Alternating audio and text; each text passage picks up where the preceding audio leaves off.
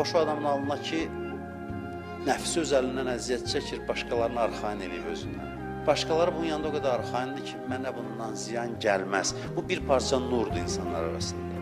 Belə adamlar özü qəliz olmur. Hərdən biz elə bilirik ki, ariflərlə yaşamaq çətindir, o tələbkar olar.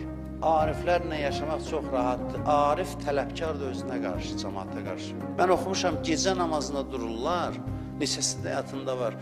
Pəncəsinin üstündə yol gedir ki, evdə dəstəmaz almağa gedir ki, heç kəs oyanmasın. Gecə namazı qılan bu da yox, qışqırıb bağırsın, durun, Allah baxır filan, yatmışsınız, ayıb olsun sizə. Bu deyil, mərifət bu deyil.